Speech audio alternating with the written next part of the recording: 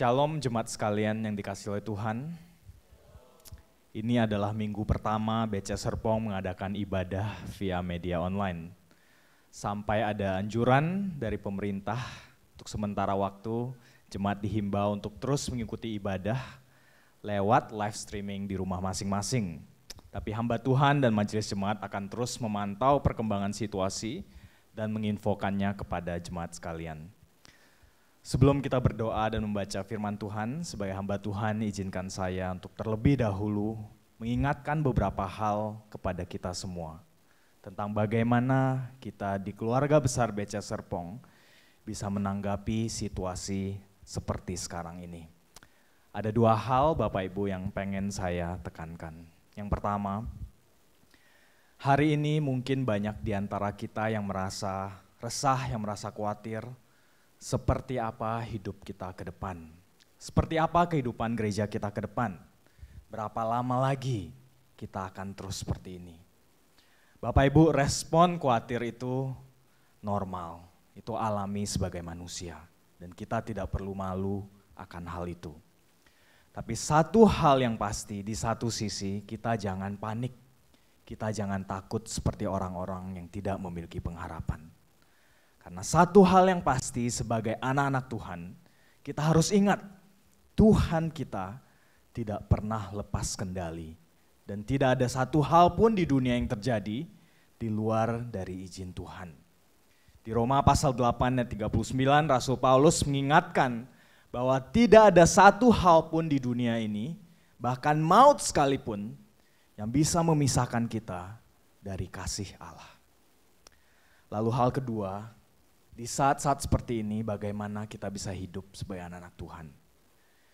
Di Injil Matius pasal ke-22 ayat 36, ketika orang-orang Farisi datang kepada Tuhan Yesus dan bertanya, "Guru, hukum apakah yang paling utama?" Jawab Yesus kepada mereka, "Dua hal, kasihilah Tuhan Allahmu dan kasihilah sesamamu." Bapak Ibu, walaupun COVID-19 ini pada saat ini memisahkan kita secara fisik, secara jarak, marilah kita sebagai jemaat Tuhan terus belajar untuk mengasihi Allah dan mengasihi sesama di tengah situasi yang sulit ini. Jangan abaikan ibadah, walaupun itu online sekalipun. Dan jangan abaikan kasih kepada sesama kita di tempat ini. Pakai media telepon, WA, dan lain sebagainya. Dan kita terus berdoa agar gereja kita bukan hanya kuat melewati perkembangan zaman, tapi kita juga kuat bersama dengan Tuhan melewati gejolak zaman ini. Bapak Ibu, mari kita bersama-sama berdoa. Kita minta pertolongan Tuhan. Mari kita berdoa. Tuhan, kami mengucap syukur atas kasih-Mu, atas kesetiaan-Mu kepada kami, anak-anak-Mu. Tuhan, kami bersyukur untuk teknologi yang mengizinkan kami untuk terus beribadah di tengah situasi yang kurang kondusif ini. Bapa, ajar kami untuk terus percaya, terus setia kepadamu. Dan pakai hamba-Mu yang lemah ini dalam pemberitaan firman, agar Roh Kudus-Mu bekerja dan kebenaran-Mu bisa diberitakan. Di dalam nama Tuhan Yesus kami berdoa. Amin. Mari Bapak Ibu, pagi ini saya mengajak kita membaca satu bagian firman Tuhan yang diambil dari kitab Kejadian, pasal 12, ayat pertama sampai yang ketiga.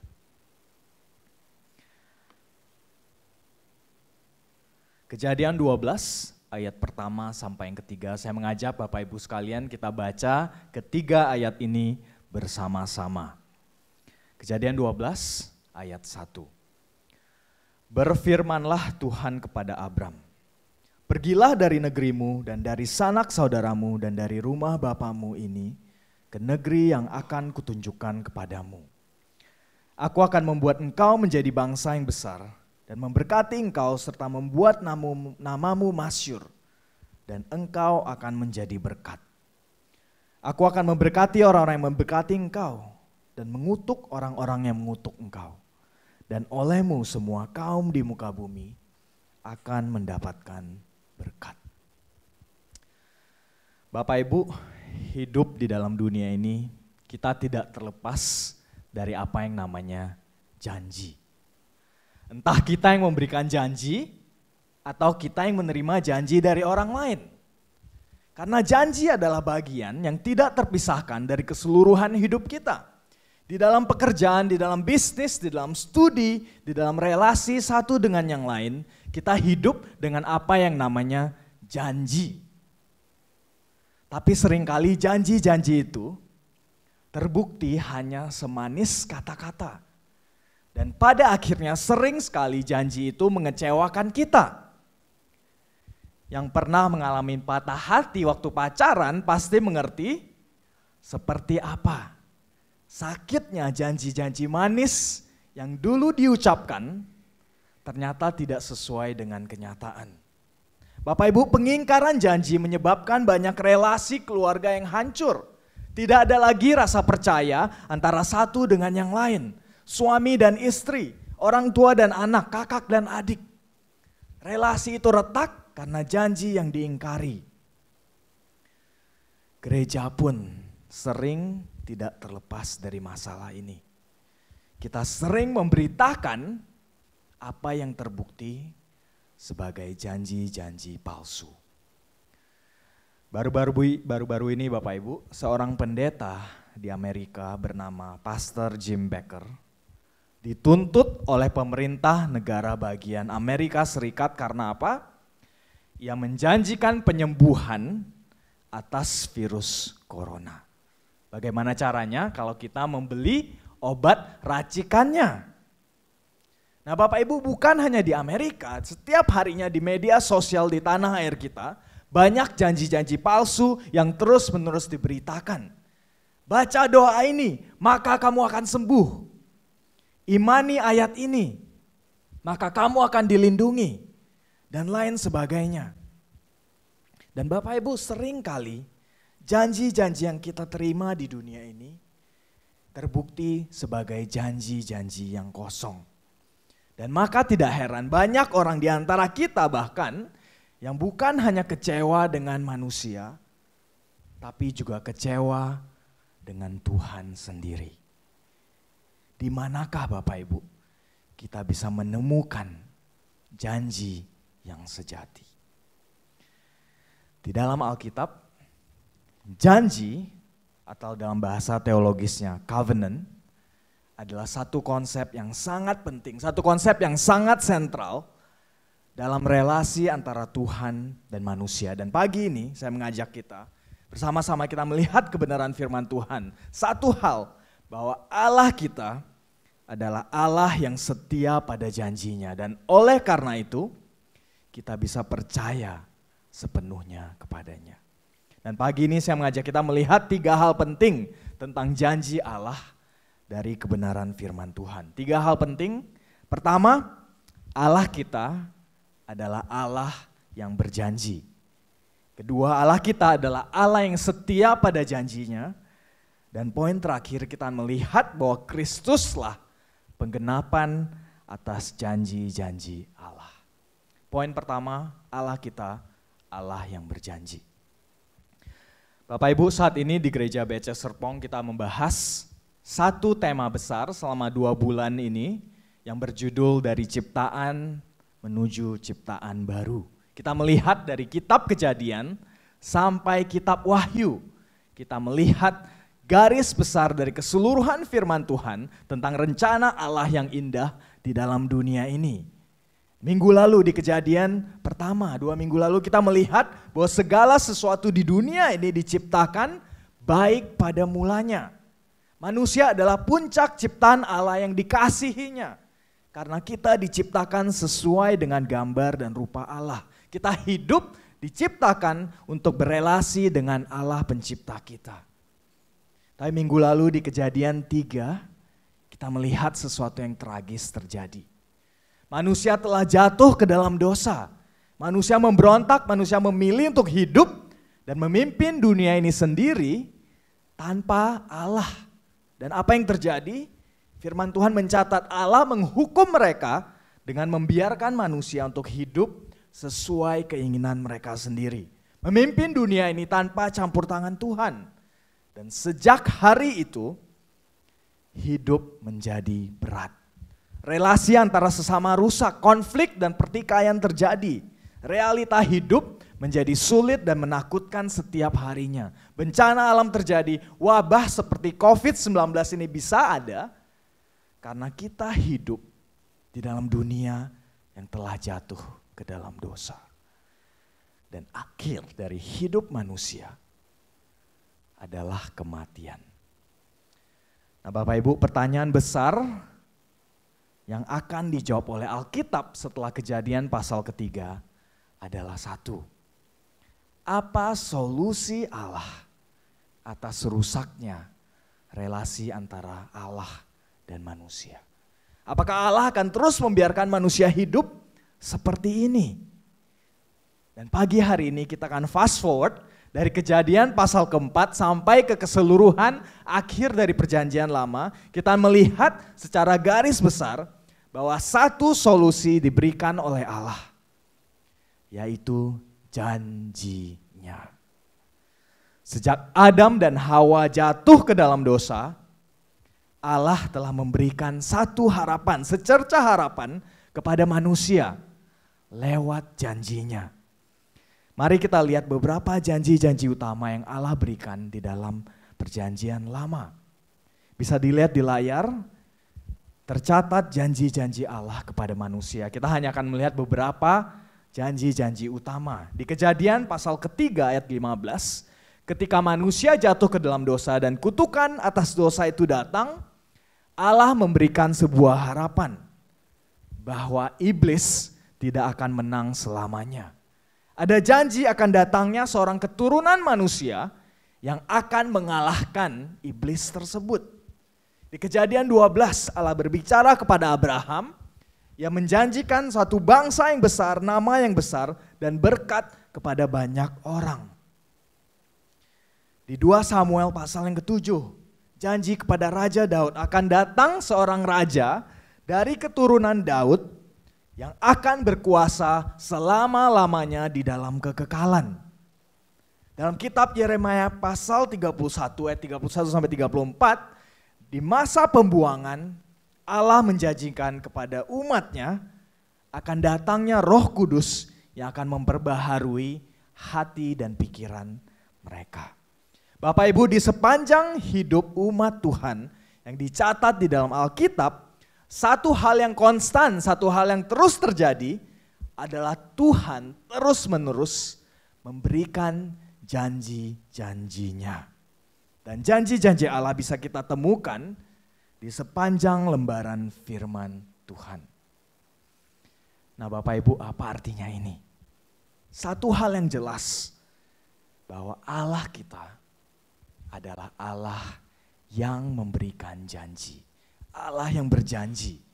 Dan ini artinya kita sebagai umatnya, respons dasar kita terhadap Tuhan adalah agar kita percaya kepada janji-janji tersebut.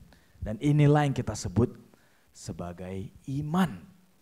Iman adalah rasa percaya bahwa Tuhan Allah kita sanggup menepati janji-janjinya. Bapak Ibu, bukan perbuatan baik kita, bukan sehebat apapun kita yang pada akhirnya bisa memulihkan hubungan antara Tuhan dan manusia. Tapi iman, rasa percaya itu terhadap janji-janji yang Tuhan berikan. Poin kedua, Allah kita bukan hanya berjanji, tapi Allah kita adalah Allah yang setia pada janjinya. Bapak Ibu, apa yang membuat kita sering kali mengingkari janji-janji kita? Ada banyak alasan. Bisa jadi karena situasi yang tidak terduga terjadi. Bisa jadi karena kita berubah pikiran.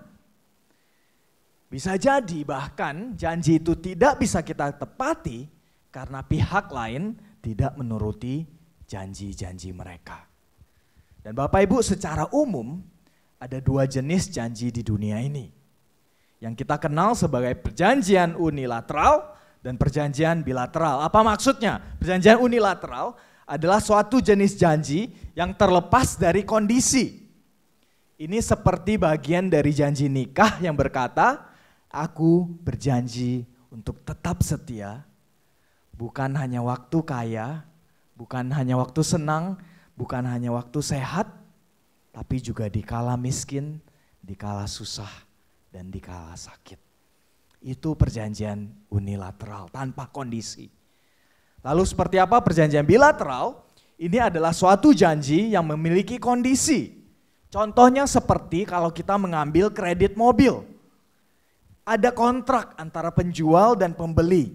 Dan mereka masing-masing berjanji bahwa mobil ini bisa kita miliki kalau saya menepati janji saya untuk membayar angsuran dan saudara menepati janji saudara untuk memberikan mobil ini kepada saya. Perjanjian bilateral, ada kontrak yang mengikat.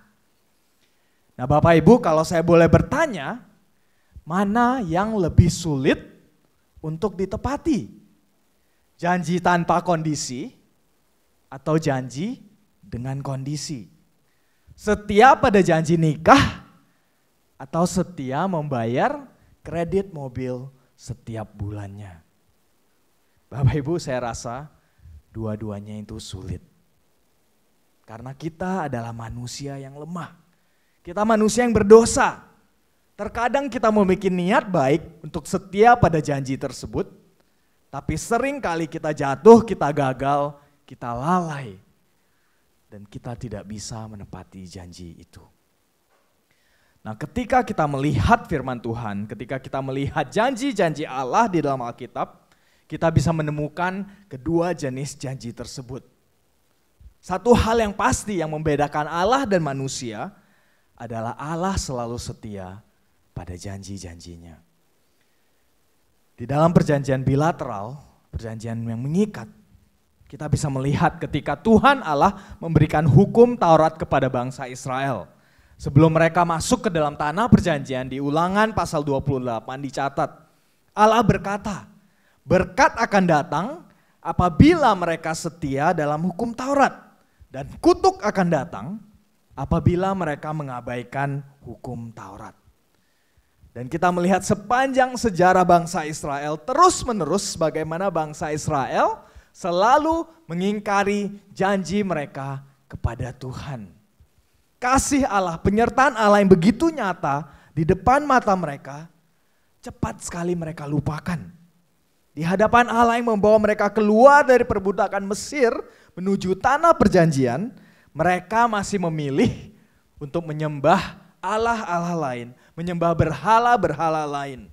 Dan di kitab Raja-Raja sekali lagi kita bisa melihat hukuman yang mereka terima adalah pengasingan keluar dari tanah perjanjian menjadi budak di tanah Babilonia. Bapak Ibu, sama seperti ketika Adam dan Hawa diusir keluar dari Taman Eden karena dosa, bangsa Israel diusir keluar dari tanah perjanjian karena dosa-dosa mereka. Mungkin saat ini Anda berpikir, mengapa Alkitab mencatat semuanya ini? Bapak Ibu, sejarah kegagalan bangsa Israel yang dicatat dalam perjanjian lama, itu adalah gambaran akan kegagalan seluruh umat manusia dalam berelasi dengan Tuhan.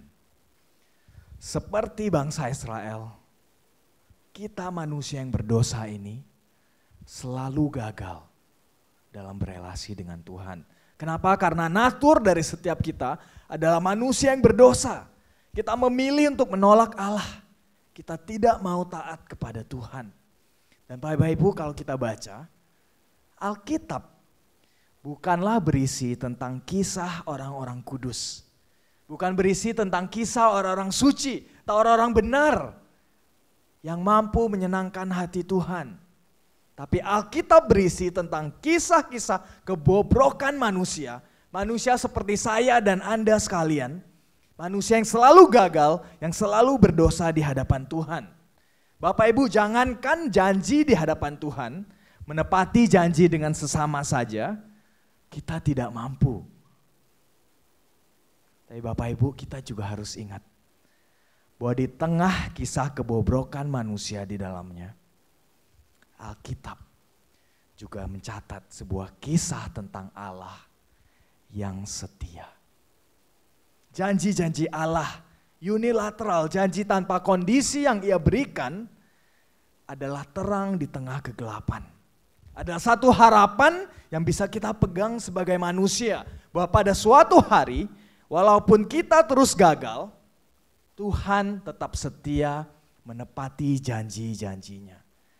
Akan datang pemulihan, suatu hari akan datang keselamatan.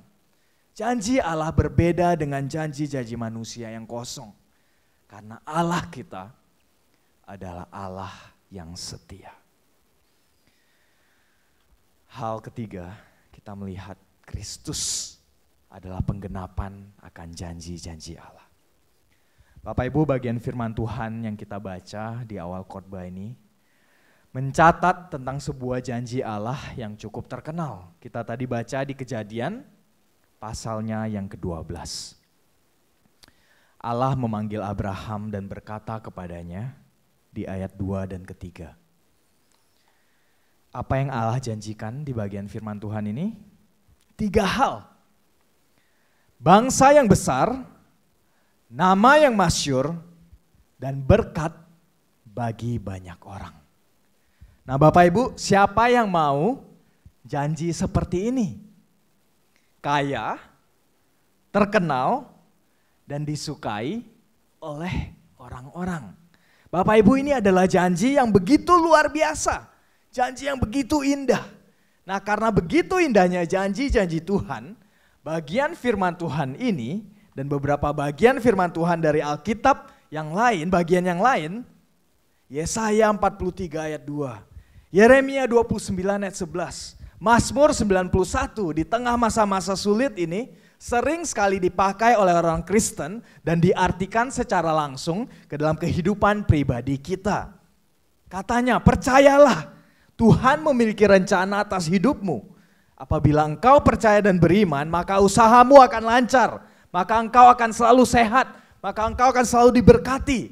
Begini dan begitu. Kenapa? Lihat, Allah telah berjanji di dalam firman-Nya. Nah Bapak Ibu, benarkah hal tersebut? Kalau Allah telah berjanji, mengapa kenyataan yang kita lihat di depan mata kita berbeda dengan apa yang Allah janjikan? Bapak Ibu, baru 3 bulan kita masuk ke tahun 2020 ini. Dan ini adalah masa-masa yang sulit. Ketika wabah COVID-19 datang, banyak sekali orang bertanya-tanya, Tuhan, saya baru saja mau memulai usahaku. Kenapa sekarang seperti ini? Tuhan, aku sudah merencanakan banyak hal yang pengen aku lakukan di tahun 2020 ini. Mengapa engkau izinkan wabah seperti ini terjadi? Bapak Ibu, bukankah janji Allah di Kejadian 12 itu janji tanpa kondisi? Apakah Allah mengingkari janjinya? Iya Bapak Ibu? Tidak. Allah selalu setia pada janjinya. Tapi apa yang terjadi adalah kita salah mengerti apa maksud utama dari janji-janji Allah. Konteks itu sangat penting. Nah Bapak Ibu, apa itu konteks? Saya beri contoh. Kalau hari ini, saat ini juga saudara menerima pesan WA di HP saudara dari nomor yang tidak dikenal. Dan pesan itu mengatakan, sesuai janji tolong ketemu dengan saya di Ion Mall jam 12 siang ini di food court. Apakah Bapak Ibu akan langsung pergi? Saya rasa tidak. Karena Bapak Ibu bertanya-tanya dari siapa pesan ini. Apa pesan ini ditujukan untuk saya atau tidak? Bapak Ibu, kita akan cari tahu konteks dari pesan tersebut. Kenapa pesan itu dikirim, kepada siapa pesan itu ditujukan, dan lain sebagainya. Nah, sama halnya ketika kita membaca bagian firman Tuhan yang mencatat janji-janji Allah, khususnya di Kejadian 12 ini, kita mau tahu apa konteks dari janji Allah kepada Abraham. Kita harus mengerti janji-janji tersebut di dalam garis besar keseluruhan firman Tuhan. Nah, Bapak Ibu, di Kejadian pasal 12, janji Allah ditujukan secara spesifik kepada satu pribadi yang bernama Abraham. Bukan kepada semua orang. Keturunan-keturunan Abraham lah yang kemudian kita kenal sebagai bangsa Israel. Bukan semua bangsa. Dan walaupun bangsa Israel pernah merasakan sedikit dari penggenapan janji Allah kepada Abraham, mereka sempat menjadi bangsa yang besar, mereka sempat memiliki tanah yang besar, mereka sempat dihormati oleh bangsa-bangsa yang lain, tapi seperti yang tadi sudah kita bahas, masalah utama manusia dari Kejadian pasal ketiga belum terselesaikan. Seperti duri di dalam daging yang terus muncul karena dosa, bangsa Israel terus gagal untuk hidup di bawah pimpinan Tuhan. Bapak Ibu, janji Allah pun tidak digenapi oleh bangsa Israel. Hanya sampai ketika kita membaca perjanjian baru, kita menemukan jawabannya. Di surat 2 Korintus pasal yang pertama ayat ke-20, Rasul Paulus berkata, sebab Kristus adalah ya bagi semua janji Allah. Nah, Bapak Ibu, mengapa Kristus bisa disebut sebagai penggenapan akan segala janji Allah? Karena Ia datang untuk menyelesaikan masalah utama manusia, yaitu dosa. Ini berarti, sorry to say, ketika kita membaca janji-janji Allah kepada Abraham, kepada bangsa Israel di dalam perjanjian lama, ini bukan ditujukan untuk kita. Ini juga bukan terutama untuk bangsa Israel, tapi ini tentang satu pribadi, yaitu Tuhan Yesus Kristus. Kembali lagi kita melihat janji-janji Allah di sepanjang perjanjian lama. Bapak Ibu perhatikan, di Kejadian pasal ketiga ketika dinubuatkan akan datangnya seorang keturunan perempuan itu, di perjanjian baru kita bisa melihat Kristuslah yang pada akhirnya akan meremukkan sang ular itu. Di 2 Samuel pasal yang ke-7, siapa anak Daud yang akan menjadi raja di dalam kekekalan? Tuhan Yesus Kristus, raja di atas segala raja, yang menjadi raja atas kekekalan. Di Yeskiel 36 ayat 26 sampai 27, Roh Kudus yang dikirim oleh Tuhan Yesus setelah kebangkitannya, yang pada akhirnya bisa mengubah hati dan pikiran umat-umat Tuhan sekali untuk selama-lamanya. Dan di perikop Alkitab yang baru saja kita baca, di Kejadian 12 ayat 1 sampai 3, Rasul Paulus mencatat bahwa Yesuslah penggenapan akan janji-janji Allah kepada Abraham. Kita bisa lihat di surat Galatia pasal 3 ayat 16, saya bacakan. Rasul Paulus berkata, adapun kepada Abraham diucapkan segala janji itu dan kepada keturunannya. Tidak dikatakan kepada keturunan-keturunannya seolah-olah dimaksud banyak orang, tapi hanya satu orang, dan kepada keturunanmu, yaitu Kristus. Di Efesus pasal pertama ayat ketiga, terpujilah Allah dan Bapa Tuhan kita Yesus Kristus, yang dalam Kristus telah mengaruniakan kepada kita segala berkat rohani di dalam surga.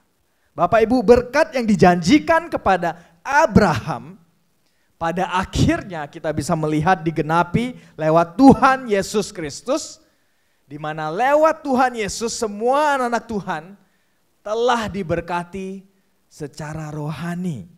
Sehingga kita yang pada saat ini bukan bangsa Israel pun bisa memanggil Abraham sebagai bapa kita.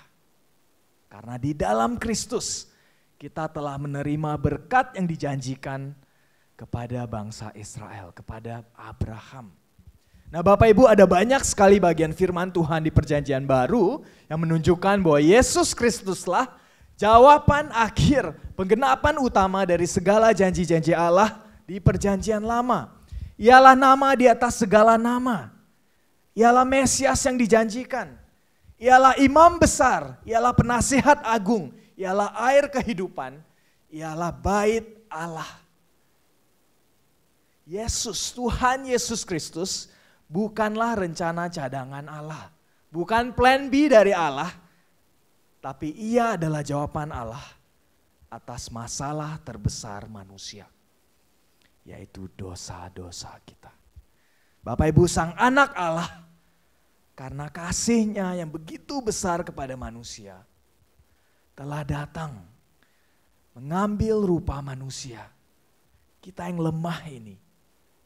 Tuhan Yesus Kristus mati di atas kayu salib supaya kita mendapatkan kembali hidup yang sejati bersama dengan Tuhan. Bapak Ibu, ada 3 hal yang telah kita pelajari hari ini. Hal pertama, karena Allah kita adalah Allah yang berjanji, maka ini berarti kita harus menjadi umat yang beriman, umat yang percaya. Poin kedua, karena Allah kita adalah Allah yang setia, maka kita memiliki pengharapan. Dan yang ketiga, karena Kristus adalah penggenapan akan janji Allah, maka kita bisa memiliki kepastian di dalam iman dan pengharapan kita. Hari ini mungkin Anda khawatir dan gentar menghadapi hari esok. Masa depan terasa begitu kelam. Kapan kuliah akan dimulai lagi? Kapan sekolah akan dibuka lagi? Kapan aku bisa masuk kantor lagi? Kapan usahaku bisa lancar lagi? Dan Bapak Ibu, setiap harinya kita mencari-cari jawaban atas hal-hal tersebut. Nah, di saat-saat seperti ini sering kali kita tergoda untuk mencari jawaban yang instan. Untuk mencari pemulihan langsung, quick fix. Dan kita mencari hal-hal tersebut di dalam janji-janji Tuhan, di dalam Alkitab. Tapi Bapak Ibu, kita harus ingat, firman Allah mengingatkan kepada kita sekali lagi bahwa Allah kita adalah Allah yang setia pada janji-janjinya. Walaupun mungkin pada saat ini kita tidak bisa melihat, kita tidak bisa merasakan pemulihan itu. Tapi kita harus yakin Tuhan mengerti segala pergumulan yang sedang kita hadapi saat ini. Kenapa? Karena Tuhan Yesus sendiri telah mengalaminya. Dan Allah kita tahu bahwa masalah terbesar dalam hidup kita bukan masalah kesehatan, bukan masalah ekonomi, tapi adalah relasi yang sudah rusak itu. Dan Tuhan Yesus telah datang bagi kita. Kita telah dipulihkan sebagai orang percaya. Dan pemulihan relasi dengan Tuhan itu jauh lebih berharga daripada pemulihan yang lainnya. Karena sifatnya itu kekal. Dan di dalam kehidupan ini sebagai pengikut Kristus, Alkitab tidak menjanjikan bahwa kita akan melewati hidup ini tanpa pergumulan, tanpa kesakitan, tanpa kesulitan. Bapak Ibu, jangan percaya dengan orang-orang yang menjanjikan pemulihan instan saat ini juga. Seakan-akan orang Kristen terlepas dari pergumulan hidup ini. Di dalam sepanjang sejarah gereja, dari abad pertama sampai sekarang, anak-anak Tuhan tidak terlepas dari apa yang namanya pergumulan, tidak terlepas dari apa yang namanya musibah dan wabah yang menimpa dunia ini. Tapi satu hal yang pasti, Tuhan berjanji kepada anak-anaknya, Ia tidak akan meninggalkan kita. Ia ada bersama-sama dengan kita, melewati segala sesuatu. Hidup yang kita jalani bersama dengan Tuhan, seberat apapun itu, adalah satu proses perjalanan hidup kita untuk lebih mengenal Dia. Bapak Ibu, pandanglah hari esokmu bukan dengan ketakutan, bukan dengan kekecewaan, tapi satu pengharapan. Pandanglah kepada Kristus. Mari kita berdoa. Bapa, kami bersyukur karena Engkau adalah Allah yang setia. Kami manusia yang lemah ini, kami manusia yang sering sekali tidak percaya. Telah Engkau layakkan, telah Engkau panggil, telah Engkau selamatkan. Bapa, di pagi hari ini, bantu setiap dari kami ketika kami menjalani hidup kami untuk berpegang pada janji-Mu, untuk melihat bahwa kesetiaan-Mu telah terbukti ketika Tuhan Yesus Kristus datang ke dunia ini untuk membawa kami kembali kepadamu. Bapa, kami berdoa untuk jemaat-Mu di tempat ini hari ini.